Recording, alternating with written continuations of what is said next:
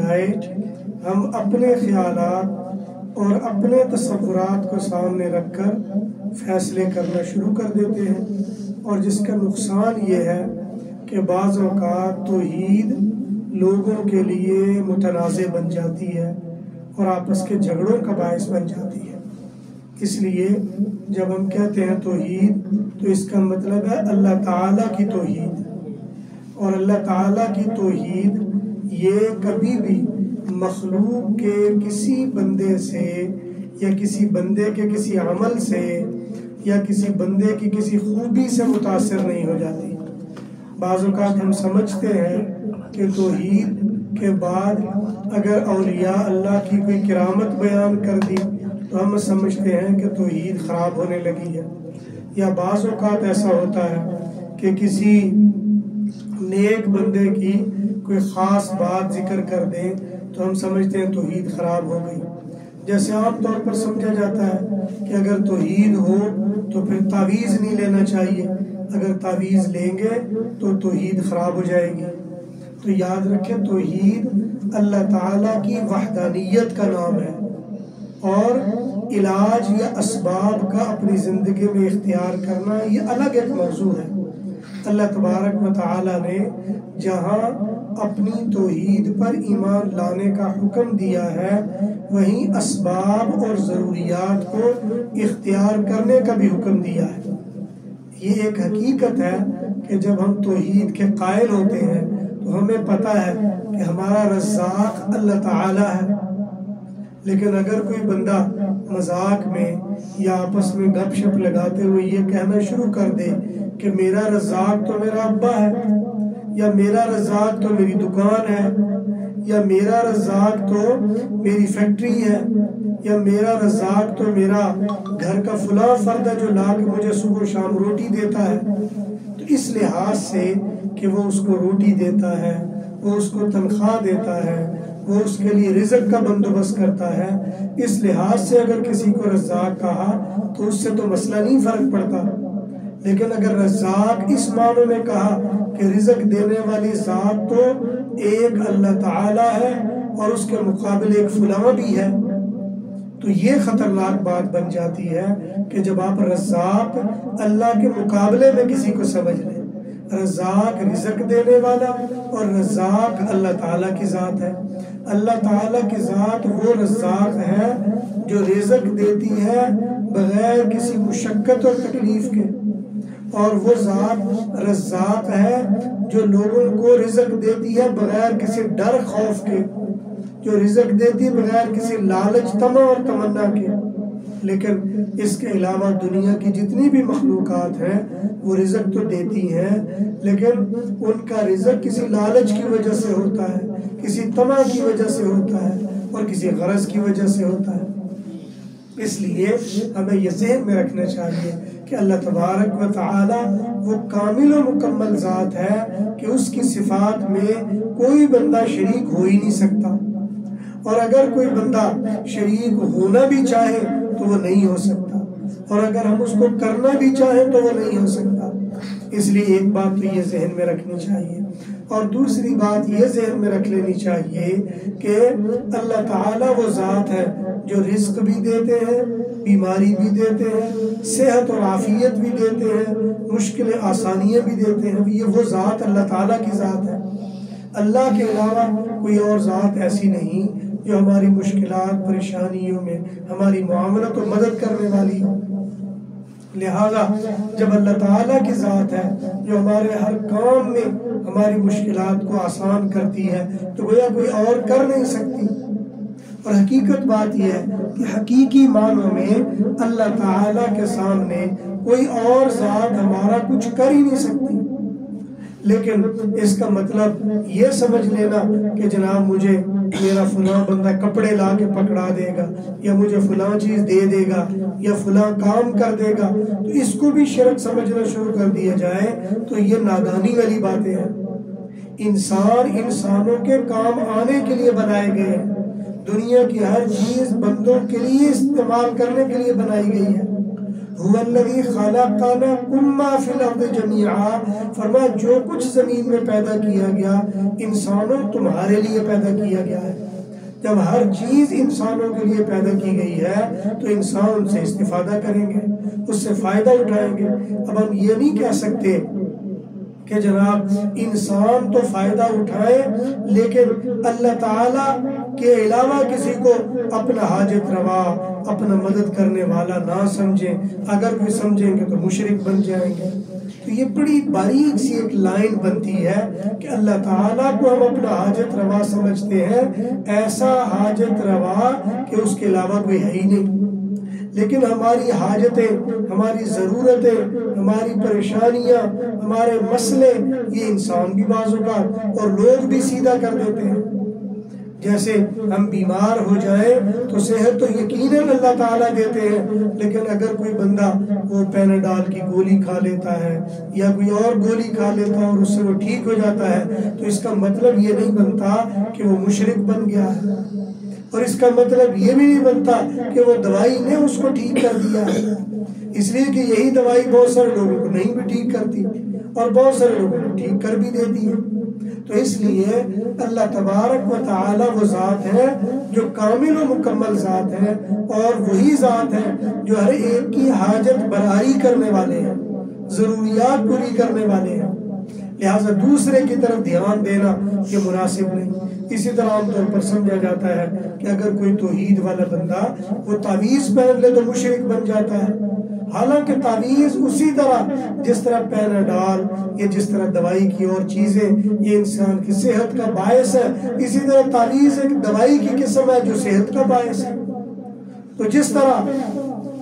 دوائی کھانے سے بندہ مشرک نہیں ہوتا، اسی طرح تعویذ پہننے سے بھی مشرک نہیں ہوتا۔ تو اس لیے یہ ذہن میں رکھنا کہ جی فلاں تعویذ پہنا یا فلاں نے تعویذ پہنا، فلاں نے تعویذ دیا یا فلاں نے تعویذ لیا لہٰذا یہ مشرک ہو گیا ہے، تو اس قسم کی توہمات سے بچنا چاہیے۔ تعویذات میں اگر کوئی ناجائز چیز لکھی گئی ہے جس میں بتوں کے نام ہے، جس میں شیطانوں کے نام ہے، تو ان سے تو یقیناً پابندی لگائی گئی اور منع کیا گیا ہے۔ جس طرح حرام چیز دوائی کے طور پر استعمال جائز نہیں، اسی طرح اللہ تعالیٰ کے علاوہ جو اللہ کے منکر ہیں، جو مشرک ہیں، جو کافر ہیں، جو شیاطین ہیں، ان کے ناموں کو یا ان کے کلمات کو صحت کے طور پر تعویذ میں استعمال کرنا بھی جائز نہیں ہے۔ تو اس لیے کوشش یہ کرنی چاہیے کہ اللہ تعالیٰ کی طرف آپ یکسو اور یکروح ہو کر رہے ہیں۔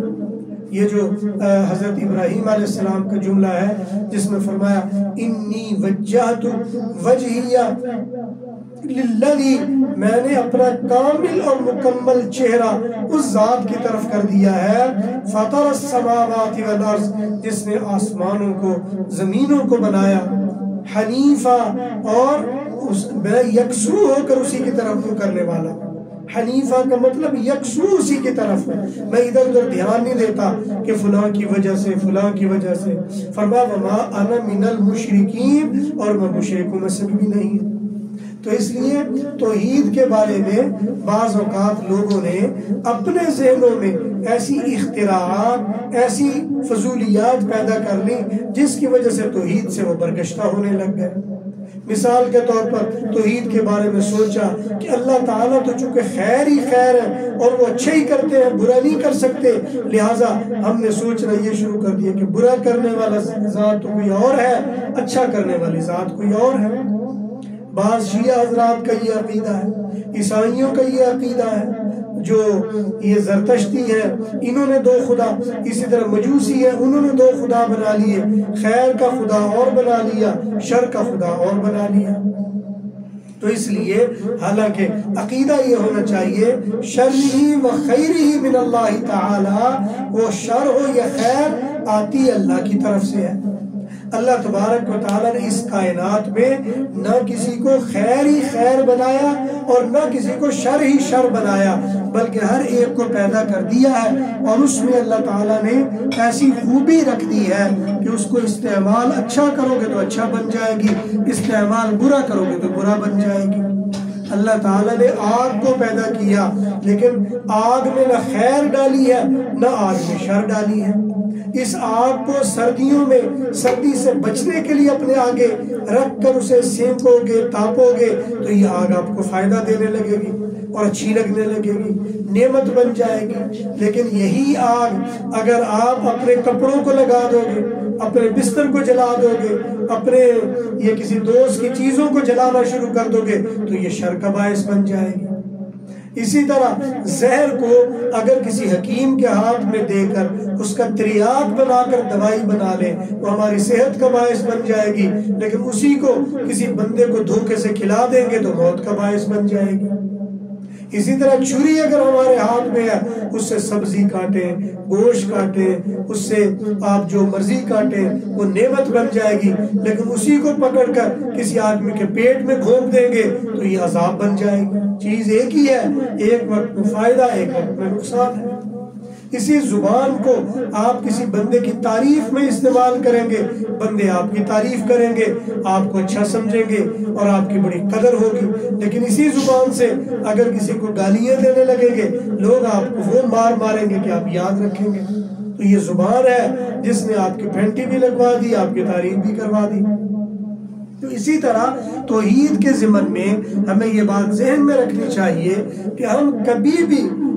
بھی ایسے راستے پر نہ چلے کہ جو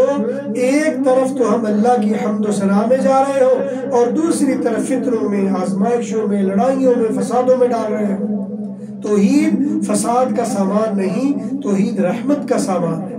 توحید ناراضگی نہیں، اللہ کے قرب کا ذریعہ ہے۔ بعض اوقات عام طور پر ہمارے ہاں یہ سمجھا جاتا ہے وہ جی 11ویں کو دیتے ہیں تو یہ مشرک ہو گئے، ختم دلاتے ہیں تو یہ مشرک ہو گئے، فلاں کام کرتے ہیں تو مشرک ہو گئے۔ یاد رکھیں اگر کوئی بندہ کسی کے نام پہ کوئی چیز اللہ کے راستے میں دے رہا ہے تو اس کا مطلب یہ نہیں ہوتا کہ وہ کسی کے نام پہ دے کر مشرک ہو رہا ہے،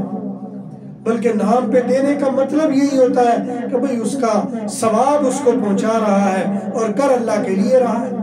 جیسے ہمارے یہاں عام مشہور ہے کہ بقرہ عید پہ کوئی آدمی اپنی بڑا جانور لاتا ہے، کہتا ہے جی ایک میرے ابا کے نام کی قربانی، ایک امی کے نام کی قربانی، ایک حضور کے نام کی قربانی۔ اگر 11ویں والا ختم یہ 11ویں والے کے نام پہ کرنے سے شرک بنتا ہے تو پھر تو سب سے بڑے مشرک بقرہ عید پہ ہم خود بن جائیں گے جب ایک گائے کو 8 بندوں کے نام پہ کر رہے ہوتے ہیں۔ تو مطلب یہ جملے کا فرق ہے۔ اردو میں محاورتاً یہ ہوتا ہے کہ یہ فلاں کے نام پہ ہے، مطلب یہ کہ اس کا ثواب فلاں کے لیے ہے،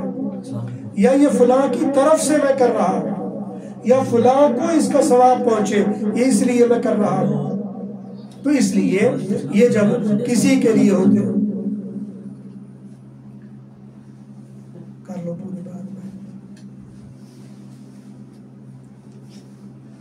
جب کوئی آدمی یہ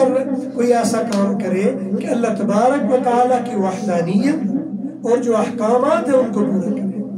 اور جو اللہ تبارک و تعالیٰ نے ہمیں طریقہ بتایا اس کو کامل و مکمل رکھے۔